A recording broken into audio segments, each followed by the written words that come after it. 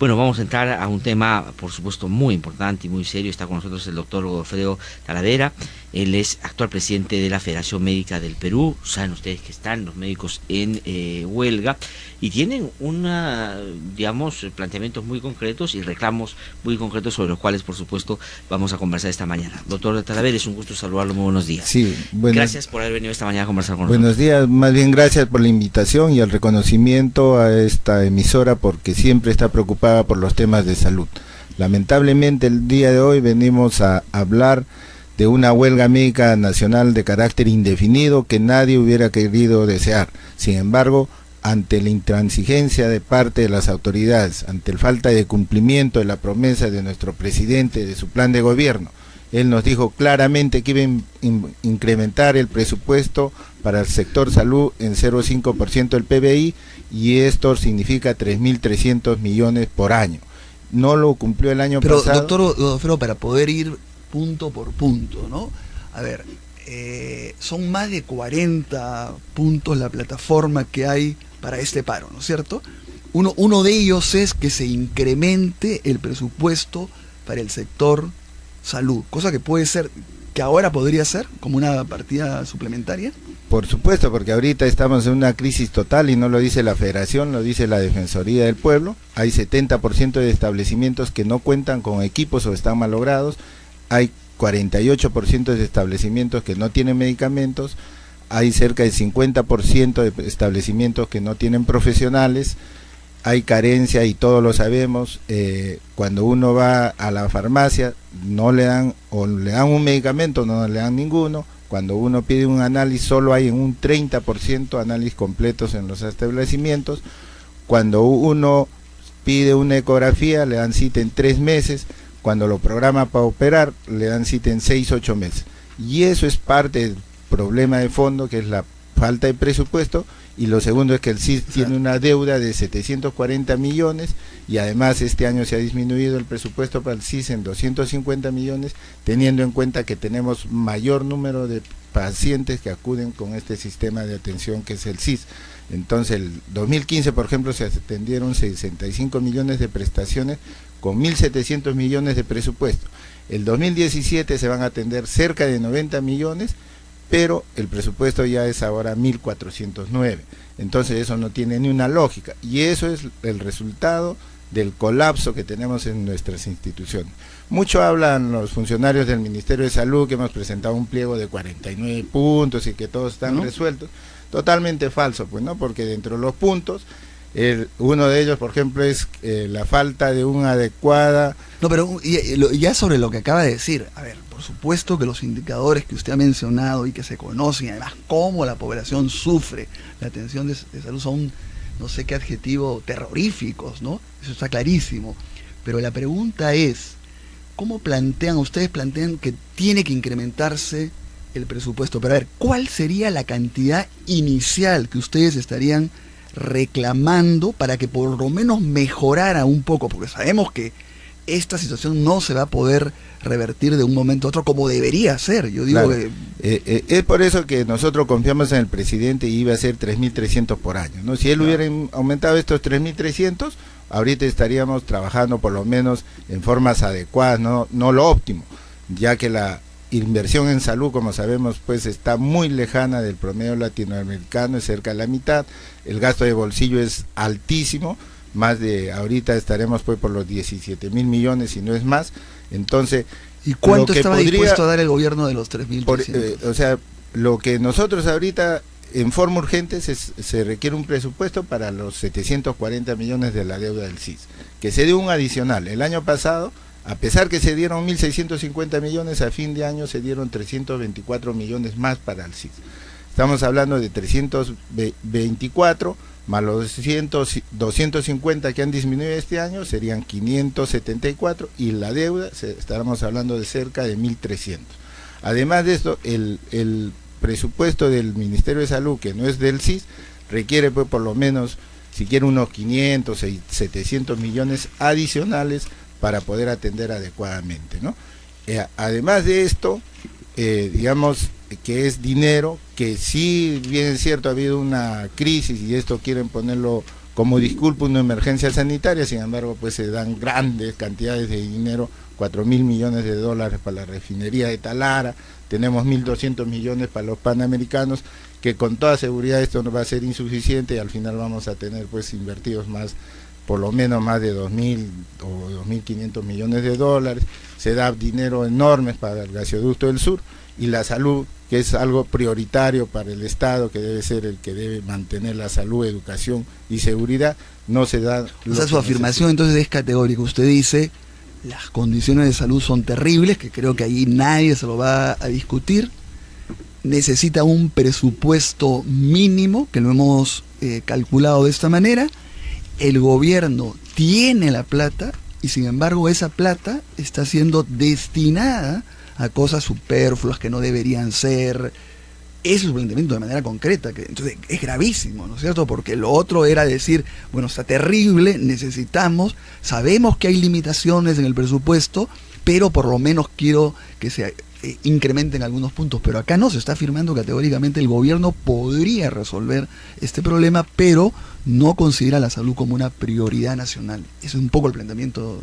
Sí, y no olvidarnos de que tenemos pues una reserva internacional enorme, ¿no? Para un país como el Perú es incluso mayor que muchos países europeos. Entonces acá no es cuestión de falta de dinero, sino es cuestión de tener la disposición de cumplir con la salud de los más pobres, ¿no? Nosotros saludamos esta gran afiliación que hubo, pero sin embargo, pues, ¿cómo atendemos, no? El recurso humano es otro punto importante. El año pasado se han renunciado 1.300 médicos, más de 2.000 enfermeras, teniendo en cuenta que ya en el sector nos faltaba 16.000 especialistas. O sea, cada vez esta situación se pone más difícil. Es por eso que los pacientes van a su cita y pues a algunas especialidades les dan en 3, 4 meses, y eso no ocurría en el Ministerio de Salud.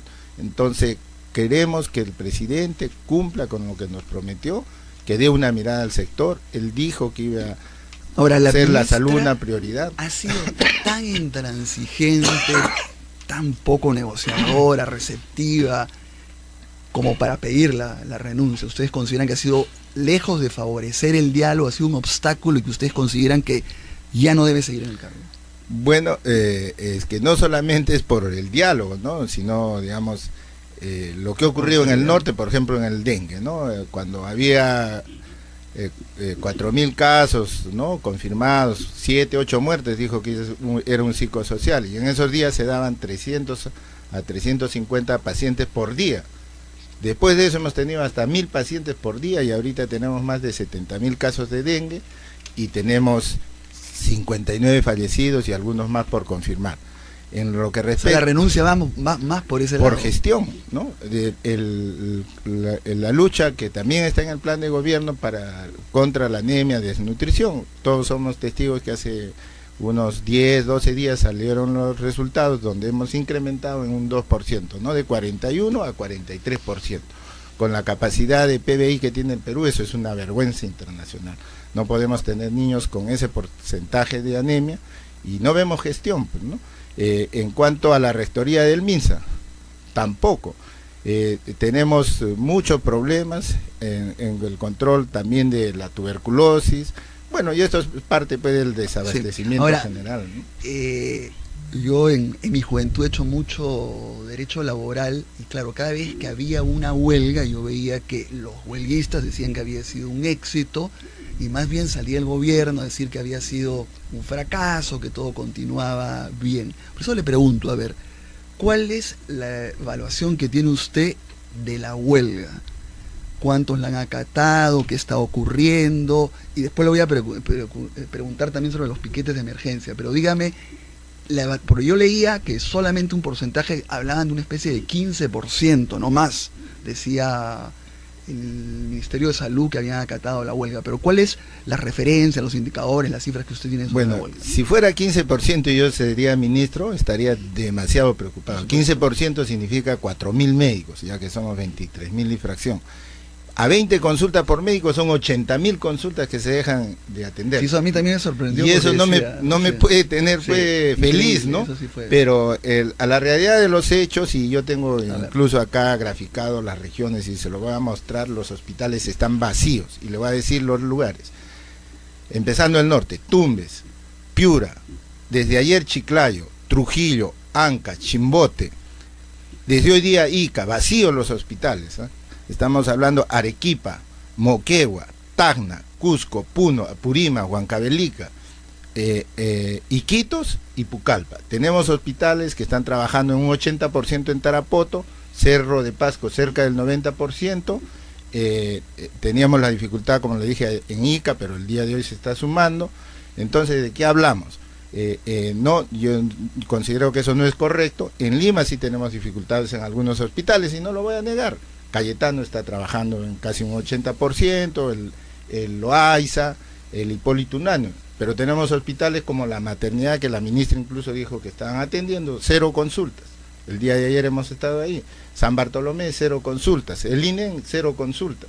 Entonces, no vamos a discutir ahorita que si es o no, pero siendo yo ministro con un 15% estaría demasiado preocupado. Pero esto no es cierto, es mucho más. Y en regiones estamos llegando, como le digo, a más del 90%. Pero yo también leí y dije, aún si fuera el 15%, son miles de consultas perdidas y de médicos. Pero lo que está diciendo usted es más grave todavía. Pero ahora una pregunta más y le cedo a Glatzer, que es la siguiente. Ahora, es muy difícil también para la población entender que se está reclamando para que haya mejores condiciones en la salud, paralizando las consultas, las atenciones, viéndose perjudicado, ¿no? Porque ustedes, sí, por supuesto, nos podemos imaginar una persona que, como usted acaba de decir, tarda 3 meses o 4 meses en que le den una consulta, va y encuentra la huelga. ¿Cómo poder... ¿Cómo esa lógica, ¿no? Mejores condiciones de salud, pero a la vez paralizando nuestros servicios. Sí, yo le digo, mire, por ejemplo, el día lunes me ha tocado consultorio, he atendido 21 pacientes, un turno de 3 horas, y también eso a veces hacemos porque hay tal demanda, yo trabajo en el Instituto de Salud del Niño, deberíamos atender 9, pero hay tanta demanda que se atiende. Ese día muchos de los pacientes me reconocen como dirigente, y la gran mayoría me ha felicitado, doctor, porque ellos son conscientes. Yo le doy su receta y yo no le miento.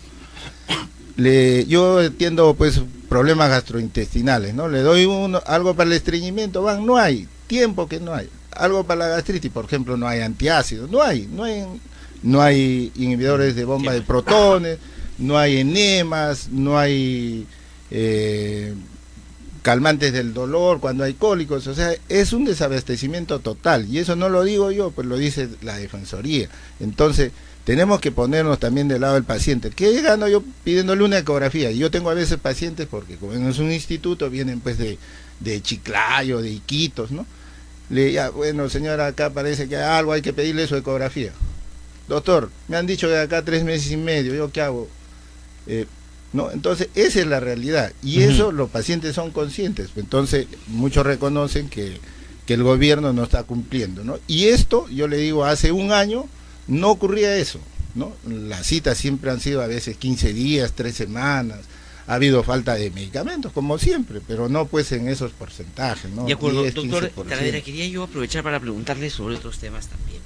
Cuando se denunció el caso de Carlos Moreno, digamos que fue un caso, además, no solo de temas de corrupción, sino que expresaba un comportamiento en un tema que es como la salud fundamental, y sobre todo se hablaba sobre el CIS, que es para los que menos tienen en un país con tantas diferencias, ¿no? Y ahí se dio cuenta no solo de una persona que gestionaba ilegalmente algunas cosas, sino este sistema pernicioso de los servicios complementarios que se dan en las clínicas, ¿no es cierto? Si justamente usted dice, voy al hospital, no hay donde hacer la ecografía, entonces tú vas a una clínica y a la que le pagaban por encima de lo que debería habérsele pagado. Eso se ha corregido porque, claro, ustedes lo que dicen con buena intención es hay que mejorar las condiciones, pero si las condiciones se van a mejorar para que alguien siga haciendo cosas como esa, derivando a otros, entonces el problema es que no se está resolviendo lo fundamental, sino beneficiando un sector. ¿Cómo va eso en el sector salud? Totalmente de acuerdo contigo. Si nosotros tendríamos en nuestros hospitales, ¿no?, ecógrafos. Entonces, ¿qué necesidad? Si tuviéramos tomógrafos, ¿qué necesidad va a haber pues de mandar a otro lado, ¿no? Entonces, esto hace que como no hay el análisis, por ejemplo, estos pacientes que vienen de Chiclayo, ¿qué prefieren? Pues volver a venir, ¿no? Por más barato que vengan, pues viene el papá, la mamá, claro, el paciente, son pasajes de bus, son pues 300 soles, 400 soles. Prefieren pagar su ecografía particular y se la hacen ese día. Pero eso es lo que nosotros luchamos, que se haga, que tengamos el suficiente equipo y el suficiente número de profesionales. Ya, de acuerdo. Entonces mi pregunta va por este lado. Entonces, si es que se le diera más presupuesto al sector salud, como ustedes están reclamando, no al 2018 como han dicho, sino inmediatamente como Por están supuesto, planteando, tiene que ser inmediato. se podría, para que nuestros oyentes puedan conectar directamente con un caso que ha sido muy emblemático, evitar casos Moreno, digamos, en el sentido de evitar que se estén justamente mal negociando estas cosas. Claro, no habría ninguna necesidad de hacer análisis fuera del hospital, no, ahora se hace una serie de análisis porque no hay reactivos, no hay ecógrafos o no hay el número suficiente de profesionales, entonces no habría ninguna necesidad. No habría necesidad de tampoco el paciente vaya a la farmacia de la calle a comprar sus medicamentos. Si el CIS le entrega sus medicamentos, entonces ¿qué necesidad habría? Ya, de acuerdo. Entonces voy al otro tema, al CIS. Ustedes han dicho que hay una deuda pendiente que se tiene que pagar. Pero ahí hubo, digamos, por lo menos hace algunos meses, esa era la idea, de revisar y hacer una auditoría que estaba pasando en el CIS, y entró el señor Eduardo Beteta. Y ustedes pidieron que lo sacaran, cosa que después han terminado haciendo la ministra de Salud. Y ahí lo que se ha discutido y no ha quedado claro es por qué lo sacaron. Porque él entró y encontró algo que era realmente redes de corrupción y finalmente trataron de evitar que siguiera hurgando en esos temas, o digamos finalmente no estaba haciendo bien su trabajo. Ese fue el argumento. El segundo fue el argumento por el cual se dice que lo sacaron, pero él más bien, o otros han sostenido que él encontró casos de corrupción ahí que más bien no quisieron tratarse. ¿Por qué se sacó? ¿Y por qué, si ustedes pidieron que lo sacaran y lo sacaran, no han quedado como satisfechos por ya haberlo sacado e insisten con el tema? No, lo que pasa es que en el CIS, cuando la ministra y algunos funcionarios pues no quisieron echar la culpa a los médicos, por ejemplo esos famosos partos en hombres, esos son códigos, y el médico nunca va a llevar una hoja fuga, que es la hoja que se llena cuando atiende, va a ponerle un embarazo en un hombre pues, o un parto. Eso es irreal, ¿no? Lo que pasa es que cuando se codifica hay personas digitadoras que llenan códigos, ¿no? Por ejemplo, la D es con O, es entre embarazo y anemia. O sea, el código es una letra y a veces pues no se escribe bien y se ¿Pero usted confunde. cree que es básicamente tipeo o es que ahí hay corrupción y gente que al tipear metía esas cosas? Imposible, porque el CIS tiene una deuda reconocida por el CIS de 740 millones. Exactamente. Existe una deuda real de más de 2.000 millones, que son todas aquellas hojas fuga observadas, o sea, embarazo en hombres. Eso no ha pagado el CIS y no lo va a pagar. Entonces, respecto al señor Beteta, el problema fundamental es que él presenta un tarifario del CIS donde, por ejemplo, una tomografía la ponía a 39 soles, ¿no? Para ponerle un ejemplo. De 169 la baja a 39. ¿No? Para hacer una donación de sangre se necesita una serie de pruebas que el costo real en un hospital es más de 90 soles y él la ponía a 16. Ese fue el motivo principal de nuestro reclamo. ¿Pero por qué lo ponía? Digamos, él tenía que haber contado con alguna base para tomar esa decisión. No creo que se le ocurrió, bájame de 160 a 30. Sí, porque debe haber lugares donde a 30 lamentablemente, yo pienso que al final, como el CIS es el problema, entonces ya no le pagamos, pues, ¿no? Si yo rebajo a la tercera parte, que era así el promedio general, en vez de que sea 1.000, le pago 330 y soluciono mi problema con el CIS, ¿no? Eso más o menos es el... O sea, resuelves el problema en el papel, en términos de que gastas menos, pero que en la práctica es impracticable. Claro, es difícil de llevar a la práctica. No se puede realizar, por ejemplo, el Hospital Carrión del Callao, para hacer las transfusiones de sangre, usaban los servicios del Hospital Santa Rosa porque ellos no tenían reactivos. Entonces en el Hospital Carrión, el CIS le paga 16 soles y ellos le pagan al Hospital Santa Rosa 92, pero el día que Santa Rosa no le podía hacer la compatibilidad de la sangre, iba a la parte privada y tenía que pagar 300 soles. O sea, ¿cómo nos íbamos a sostener? en Iquitos, por ejemplo, no hay tomógrafo, en el sector salud no hay ahorita. Entonces, el CIS le paga 39 soles y el hospital en forma privada tiene que pagar 300 soles. O sea, casi 10 Ahora, veces pero con más. la selección del señor Moisés Ernesto Rosas como director del CIES, la cosa se ha encauzado desde el punto de vista de ustedes mejor, eso. Y lo otro es porque tenemos que ir terminando ya. ¿Qué medidas van a anunciar? Porque yo he leído que ya están planteando, que ha dicho huelga indefinida, pero huelga de hambre también a partir de la próxima semana. Sí, dentro de... Bueno, para cerrar lo del CIS... Sí, por favor. Tenemos un minuto para acabar. Ya, se habló mucho, pero no hubo las denuncias, ¿no? Hasta ahora estamos esperando quiénes son los culpables, ¿no? Respecto a las medidas que van a seguir, el día de mañana vamos a marchar al Congreso, donde hay un grupo de congresistas que nos va a apoyar en pedir la interpelación de la ministra, ¿no? El día de ayer, en acuerdo de asamblea, ya vamos a radicalizar las medidas de lucha para la próxima semana. Finalmente quiero pedirle al presidente y al premier que nosotros confiamos en su plan de gobierno y que por favor cumpla. El premier y el presidente dijo que iba a cumplir con los acuerdos con los gremios, y esto pasa por reconocer una escala salarial que le estamos postergados más de 4 años, ya que el 2013 también hicimos una, hemos vuelto el 2015, ahora trabajamos para empezar en enero, que dijo la ministra, después en marzo, después nos dijeron antes del inicio de la huelga, y ahora dice el 2018 y ni siquiera pone si es en enero o es en diciembre. Nada más, gracias. Doctor Talavera, muchísimas gracias por venirnos a explicar qué cosa es lo que está planteando, y ojalá, digamos, que esto se resuelva, porque finalmente los afectados son millones de ciudadanos que, digamos, se quedan sin una atención debida. Muchísimas gracias. Gracias. Muy Gracias. amable. Tenemos que ir a una pausa, regresamos un instante.